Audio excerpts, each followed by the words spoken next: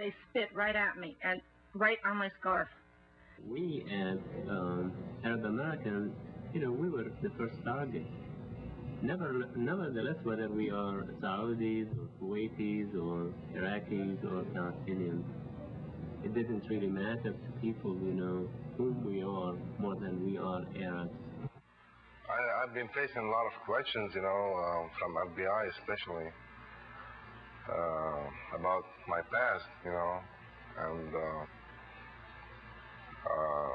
they threaten you.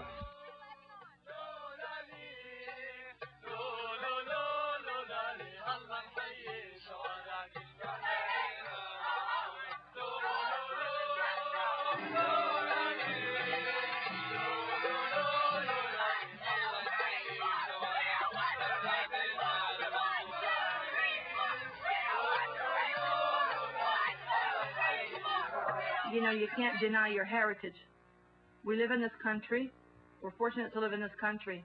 But you can't deny who you are, where you came from. Nobody can. Like I said before, there is no true American. Everybody had to come from somewhere. Everybody has a heritage. What makes the person next door think that he's more American than me?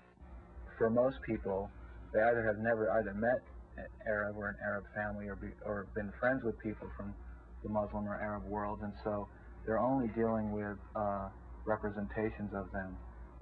I mean, the other day I was listening to the ubiquitous CNN and just getting so riled up again as I had some British journalist on there talking about he'd written a book on the Arab world, and of course makes him some sort of paragon of enlightenment. I don't know, but he was talking about the Arab propensity and the Muslim propensity that won't allow for negotiation. I mean, this is some sort of genetic. I mean, can you find a chromosome that doesn't allow for this?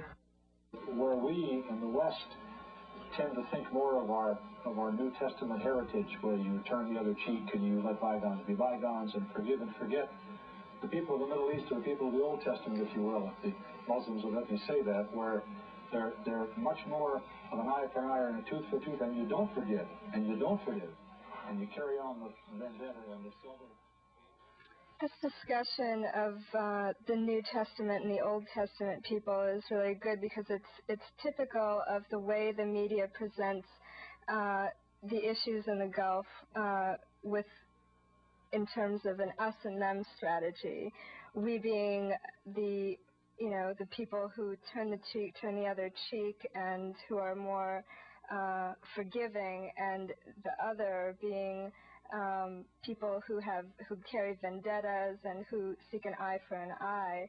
I mean, that's very typical of the Orientalist language. You can hear it all throughout this segment, where they talk about 8 years of savagery as if war is only savage when it's fought by Arabs, and yet in a similar case where it's fought by the U.S., it's not talked about in the same terms.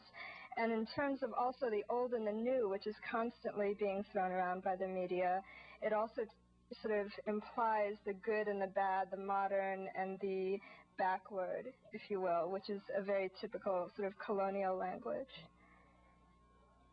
Basically, it is much easier to sell the population the idea of you brutalizing another people if you can establish that those people are not human beings. We can see that parallel in Vietnam, when the Vietnamese who were fighting for the liberation of their country were called gooks and kunks and all sorts of derogatory remarks. The idea was to portray them as less than human, certainly always to portray very clearly that their respect for human life is less than anyone else's respect for human life, meaning white supremacist respect for human life. So you see in Iraq the whole marketing of an anti-Saddam Hussein paranoia.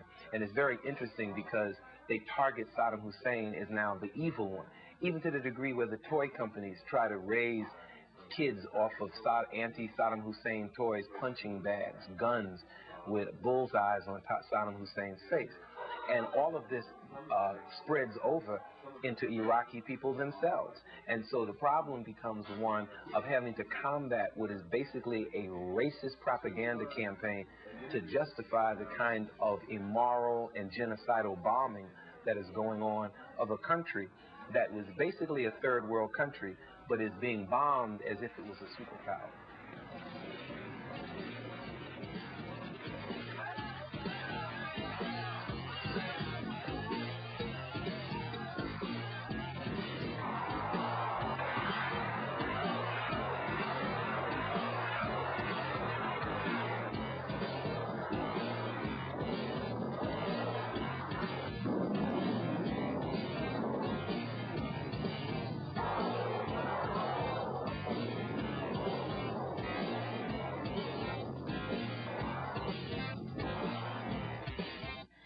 Various U.S. administrations, beginning with the Second World War, extended to the present, have had, each one of the presidents had a doctrine specifically on the Middle East, how to deal with the Middle East because of its geopolitical position, because of the oil, because of its closure to the Soviet Union and to Europe, Africa and Asia. It's very well situated. And they have fought any kind of radical nationalism that may come up in the region that would address the needs of the people of the region to take control of their own resources.